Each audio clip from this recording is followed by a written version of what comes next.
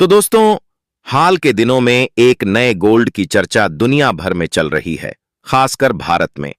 इसको लेकर काफी सारी बातें कही जा रही हैं। यहां तक कि खनन और मेटल सेक्टर के दिग्गज भी इस सोने को लेकर ऐसा दावा कर रहे हैं जिससे दुनिया भर में इस गोल्ड को लेने की होड़ मच गई है।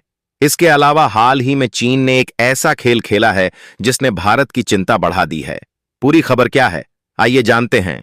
आज की इस वीडियो में दरअसल हाल ही में कॉपर की कीमतों में जबरदस्त उछाल आया है, जहां इसकी कीमत $10,000 प्रति टन के पार पहुंच गई है। लेकिन सवाल यह है, ऐसा क्या बदला कि तांबा अचानक इतना हॉट कमोडिटी बन गया? असल में नए दौर की हर आधुनिक तकनीक में कॉपर की जरूरत बढ़ गई है। फिर चाहे वह इलेक्ट्रिक व्हीकल्स हो, रिन्यूएबल एनर्जी हो, आर्टिफिशियल इंटेलिजेंस हो या डिफेंस सेक्टर, हर जगह कॉपर की मांग तेजी से बढ़ रही है। और इस बढ़ती डिमांड को भांपते हुए अब भारत के दो बड़े कॉरपोरेट ग्रुप्स अडानी और जेएसडब्ल्यू भी इस रेस में उतर चुके हैं। जबकि इससे पहले भारत में सिर्फ हैल्को इंडस्ट्रीज और सरकारी कंपनी हिंदुस्तान कॉपर ही कॉपर का उत्पादन करती थी। लेकिन अब वेदांता ग्रुप के चेयरमैन अनिल अग्रवाल ने तो कॉपर को अगला सोना कहा है। और उनका मानना है कि भारत के निवेशकों और उद्यमियों को कॉपर को लेकर मिशन मोड में काम करने की जरूरत है। और देखा जाए तो यहां पर वेदांता ग्रुप के चेयरमैन अनिल अग्रवाल ने हाल ही में एक्स पर एक फोटो शेयर की है। इसमें साफ लिखा है, copper is the next gold, यानी कि उन्होंने कॉपर यानी तांबा को अगला गोल्ड बताया है।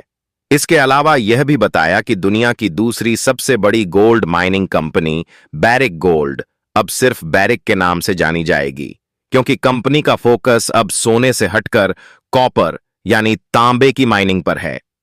अग्रवाल के मुताबिक तांबा अब एक सुपर मेटल बन चुका है जो हर आधुनिक तकनीक की रीढ़ बनता जा रहा है। चाहे वो इलेक्ट्रिक व्हीकल्स हो, रिन्यूएबल एनर्जी का इंफ्रास्ट्रक्चर हो, आर्टिफिशियल इंटेलिजेंस की मशीनें हो या फिर डिफेंस टेक्नोलॉजी, हर जगह तांबे की मांग तेजी से बढ़ रही है। लेकिन सवाल यह है कि आखिर इसकी मांग क्यों बढ़ रही है? तो देखा जाए तो इस समय दुनिया भर में तांबे की खदानों को फिर से शुरू किया जा रहा है और तांबा गलाने वाली नई भट्टियां भी बन रही हैं। ऐसा इसीलिए हो रहा है क्योंकि तांबे की मांग बहुत तेजी से बढ़ रही है, क्योंकि भारत में भी क्रिटिकल और ट्रांजिशन मेटल्स के क्षेत्र में बहुत संभावनाएं हैं। ऐसे में युवा उद्यमियों और निवेशकों के लिए यह एक बड़ा मौका है। इसको लेकर एक्सपर्ट्स का मानना है कि तांबे की कीमतें आने वाले समय में और भी बढ़ सकती हैं। इसलिए तांबे में निवेश करना एक अच्छा विकल्प हो सकता है। और देखा जाए तो तांबा आज के दौर में उतना ही अहम बन चुका है जितना लिथियम और कोबाल्ट, जिनका इस्तेमाल रिचार्जेबल बैटरियों में होता है। मगर तांबे की अहमियत सिर्फ यहीं तक सीमित नहीं है, बल्कि यह आपके सेलफोन से लेकर LED lights, flat screen TV और ट्रांसमिशन लाइनों तक हर जगह मौजूद है।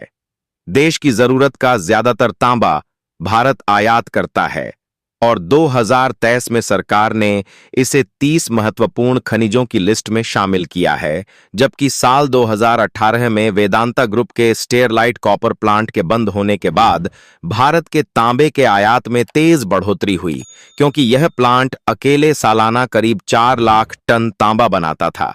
और अगर आपको नहीं पता तो बता दूं, भारत में हर साल करीब 5.5 लाख टन रिफाइंड तांबे का उत्पादन होता है, जबकि घरेलू जरूरत 7 लाख टन से भी ज्यादा है, यानी खपत उत्पादन से कहीं आगे निकल चुकी है।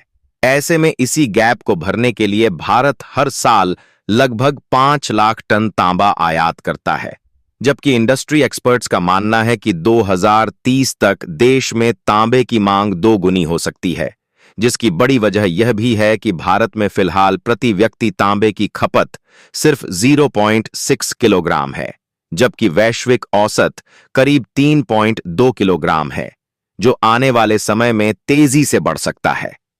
अगर वैश्विक स्तर पर देखें तो तांबे के उत्पादन में चिली सबसे आगे है, उसके बाद पेरू, जबकि चीन और कांगो भी इस रेस में बड़े खिलाड़ी हैं।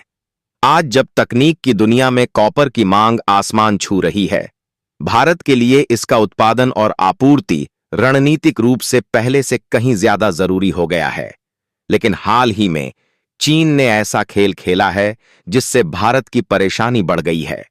दरअसल भारतीय रुपया, जो हाल ही में थोड़ी मजबूती के संकेत दे रहा था, अब फिर से दबाव में आता दिख रहा है और इसकी सबसे बड़ी वजह बन रही है चीन की करेंसी युवान की कमजोरी।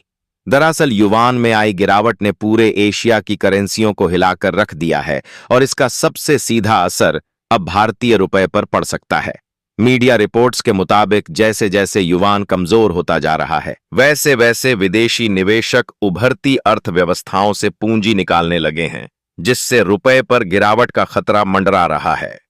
ऐसे में यह जानना जरूरी है कि आखिर युवान के कमजोर होने से रुपया कैसे प्रभावित होता है और आने वाले दिनों में इसका भारतीय बाजार पर क्या असर पड़ सकता है। दरअसल बिजनेस स्टैंडर्ड की रिपोर्ट के मुताबिक चीन जानबूझकर अपनी करेंसी युआन को कमजोर कर रहा है ताकि वह अमेरिका की टैरिफ नीतियों, खासकर ट्रंप की नीतियों के बावजूद अपने एक्सपोर्ट को ग्लोबल मार्केट में प्रतिस्पर्धी बनाए रख सके, जिसका सीधा असर भारत पर पड़ सकता है। क्योंकि कमजोर युआन के चलते चीन से सस्ते प्रोडक्ट्स जैसे चिप्स, केमिकल्स और सोलर पैनल भारत में बड़ी मात्रा में डंप किए जा सकते हैं। इससे भारत का ट्रेड डेफिसिट और भी बढ़ जाएगा। साथ ही भारतीय कारोबारियों को दोहरी मार झेलनी पड़ सकती है, जहां एक तरफ उनका प्रोडक्ट चीन के मुकाबले महंगा होगा और दूसरी तरफ घरेलू बाजार में चीनी माल की भरमार से कंपटीशन और प्रेशर भी बढ़ेगा।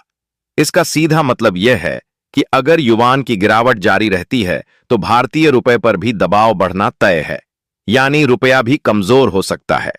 ऐसे में सबकी नजर अब आरबीआई की अगली चाल पर है, जहां हाल ही में आरबीआई गवर्नर संजय मल्होत्रा ने संकेत दिया था कि अगर करेंसी मार्केट में ज्यादा वॉलेटिलिटी यानी अस्थिरता देखने को मिली तो आरबीआई विदेशी मुद्रा बाजार में दखल देगा ताकि स्थिति को संभाला जा सके। वहीं दूसरी ओर आरबीआई ने हाल ही में ब्याज दरों में कटौती की है ताकि आर्थिक ग्रोथ को रफ्तार दी जा सके। लेकिन इसका एक साइड इफेक्ट यह भी है कि इससे रुपया और कमजोर पड़ सकता है और देखा जाए तो युआन एशियाई बाजारों के लिए एक तरह से एंकर करेंसी का काम करता है, यानी इसकी चाल बाकी एशियाई मुद्राओं की दिशा तय करती है। जब युआन कमजोर होता है तो उसके साथ ही दूसरी एशियाई करेंसियों, खासकर भारतीय रुपए पर भी दबाव बढ़ जाता है। ऐसे हालात में भारतीय रिजर्व बैंक यानी आरबीआई भी रुपए को थोड़ा गिरने दे सकता है ताकि भारत का एक्सपोर्ट ग्लोबल मार्केट में चीन जैसी अर्थव्यवस्थाओं के मुकाबले प्रतिस्पर्धी बना रहे। कुल मिलाकर भारतीय रुपया इस वक्त एक ऐसे दबाव से जूझ रहा है जो पूरी तरह घरेलू नहीं बल्कि चीन की रणनीतिक मुद्रा नीति से जुड़ा है। जैसे जैसे चीन युआन को कमजोर करता जा रहा है, इसका असर पूरे एशिया की करेंसियों पर पड़ रहा है और रुपया भी इससे अछूता नहीं रहेगा। आने वाले हफ्तों में अगर युआन और गिरता है तो रुपए में भी और कमजोरी देखी जा सकती है। ऐसे माहौल में आरबीआई की नीति, खासकर विदेशी मुद्रा बाजार में उसका हस्तक्षेप निवेशकों और आयातकों के लिए सबसे अहम संकेतक साबित होंगे, जो तय करेगा कि बाजार किस दिशा में आगे बढ़ेगा। वैसे आपको क्या लगता है, क्या चीन की इस चाल से भारतीय रुपया कमजोर होने वाला है या नहीं? अपनी राय कमेंट में जरूर बताइए और इस वीडियो को एक लाइक करके अपने मित्रों तक शेयर जरूर करें ताकि उन्हें भी जानकारी मिल सके। इसी तरह और भी नॉलेजेबल वीडियो देखने के लिए चैनल को सब्सक्राइब करके बेल आइकन को ऑल पर जरूर सेलेक्ट करें। जय हिंद।